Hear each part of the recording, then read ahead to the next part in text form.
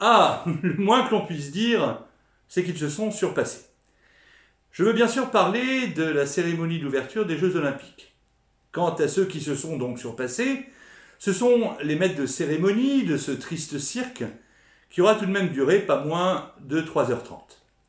Patrick Boucheron, l'historien militant, à l'engagement assumé en faveur du métissage planétaire, qui en a coécrit le scénario, Thomas Joly, le metteur en scène, égérie des bobos qui se prestent au Festival d'Avignon, qui en a assuré la direction artistique, s'il faut utiliser le terme, et bien sûr le pouvoir macroniste, c'est-à-dire Macron lui-même, sans la bénédiction duquel tout cela n'aurait eu, n'en doutons pas, ni la même tonalité, ni la même forme, ni le même contenu. À quoi a-t-on donc assisté hier soir 3h30 durant? Eh bien, à une interminable, éreintante et navrante subversion de ce qu'est la France, de ce qui fait la France, son histoire, sa beauté et sa grandeur. Il s'est très manifestement agi, pour les concepteurs de ce spectacle, de méthodiquement enlaidir, avilir et profaner à peu près tout ce qui structure notre société, ses valeurs et ses symboles. Une subversion délibérée donc, systématique, et cela au bénéfice du néant individualiste et mondialiste, lui par contre, inlassablement exalté. Subversion d'abord, sous le prétexte de chanter l'amour, du couple et de la famille traditionnelle. L'amour donc se trouvant dépeint sous les couleurs du lobby communautaire LGBT et d'un trouble, comme l'on dit, refermant tout de même une porte sur le détail de ses pratiques sexuelles. Qu'on s'entende bien, je n'ai rien, strictement rien, contre les pratiques sexuelles qui n'entrent pas dans les normes et les cadres du couple hétérosexuel, chacun étant évidemment libre de ses pratiques dans la sphère privée. Pour autant, érigés en modèle, a fortiori en les mettant en scène lors d'une cérémonie, de surcroît diffusée en mondovision, des pratiques sexuelles alternatives n'ayant pour principale finalité que la jouissance individuelle et en aucun cas la perpétuation de l'espèce, cela est d'essence profondément nihiliste. Outre qu'une très grande majorité de personnes homosexuelles ne se sentent en rien représentées par le lobby LGBT et ressentent même un malaise profond face à ces exubérances peinturlurées. Subversion encore de la religion chrétienne, avec cette navrante parodie de la scène, dernier repas du Christ avec ses disciples, ceci étant pour l'occasion incarné ou plutôt remplacé par des drag queens, décidément les lubies LGBT constituaient pour les concepteurs du spectacle une source primordiale d'inspiration. Qu'on s'entende bien, personne ne s'attendait à ce que le christianisme fasse l'objet d'une célébration quelconque, la République ayant, et avec raison, repoussé le religieux dans la sphère privée pour garantir la paix sociale. Mais le fait qu'il soit délibérément tourné en ridicule en dit long sur un rapport à notre histoire qu'il a largement structuré et à la grandeur de laquelle il a indéniablement contribué. Outre que l'irrévérence à son égard est une ficelle plus qu'usée sous le prétexte de la culture ou de l'art de gauche, forcément de gauche. Subversion encore et toujours de l'un des plus emblématiques symboles de la République, avec l'association de la garde républicaine à la prestation d'Aya Nakamura, un playback de 3 minutes qui aura, selon le Canard enchaîné, coûté aux contribuables la modique somme de 700 000 euros. Qu'on s'entende bien, je n'ai absolument rien contre Madame Nakamura en tant que personne, ni ne suis, a fortiori, s'il faut le préciser, en rien contrarié par la couleur de sa peau.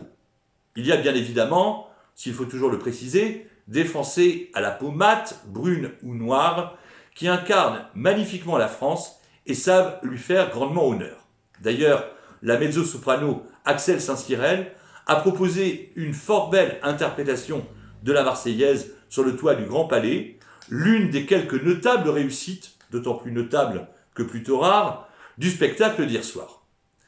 Mais que ces pauvres gardes républicains, appartenant pour rappel à cette branche prestigieuse de la gendarmerie nationale, soient contraints d'esquisser des pas de danse et de se trémousser sur Oh Dja Dja, dont l'indigence du texte le disputent à la vulgarité, cela en dit long, très long, sur l'intention délibérée de tourner en ridicule ces militaires d'élite et à travers eux notre armée, gardienne de la République. En substance, une insupportable provocation, parfaitement assumée néanmoins par Macron lui-même, comme en témoigne un tweet qu'il commettait en pleine cérémonie. Mais en des temps où les nations doivent être, paraît-il, passer par profits et pertes pour qu'advienne à leur place un ordre supranational européen et mondialo-occidental, toute chose d'ailleurs dont le spectacle d'hier soir s'échinait de toute évidence à servir les sombres desseins, ne faut-il pas après tout s'attendre à ce que notre armée elle-même soit par exemple réduite au rôle contre nature et grotesque de simple faire-valoir du showbiz mondialisé. En résumé, tout ou presque suintait, lors de la cérémonie d'hier soir, la détestation et le reniement de la France comme nation, de ses valeurs, de ses symboles et de son histoire, tout ou presque se signaler par l'exaltation contraire et symétrique du wokisme, ce poison d'importation états-unienne qui, sous couvert de protéger de présumés opprimés, atomise l'individu, fragmente les sociétés, soumet l'intérêt général à la dictature des minorités et surtout nourrit le mondialisme. Tout cela, sans être aucunement surprenant, n'en est pas moins navrant et ne peut que susciter la critique et plus encore le rejet, et ce d'autant plus que le patriote que je suis ne peut naturellement qu'aspirer au meilleur pour ces Jeux Olympiques qui doivent donner au monde l'image la plus éclatante de la France. En l'espèce, la cérémonie d'ouverture a montré que la France ne s'aimait pas, se vautrait dans le reniement d'elle-même et consentait à se dissoudre dans le pire des mondialismes. Je voudrais achever cette réaction par quelques mots à destination de tous ceux qui voudraient voir, dans l'incapacité à s'enthousiasmer pour le spectacle auquel nous avons assisté, un marqueur évident d'appartenance à l'extrême droite,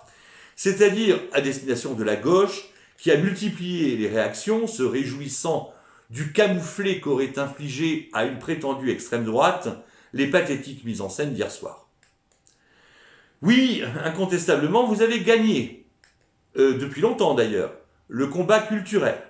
en ceci que vous exercez, de longue date, une préemption des plus néfastes sur le monde de la culture comme sur celui de l'enseignement ou des médias.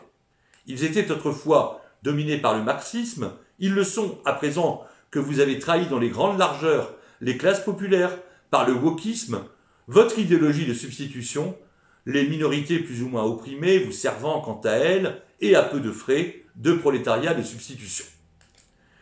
Oui, incontestablement, Boucheron, Joly et Ali sont des vôtres, de sorte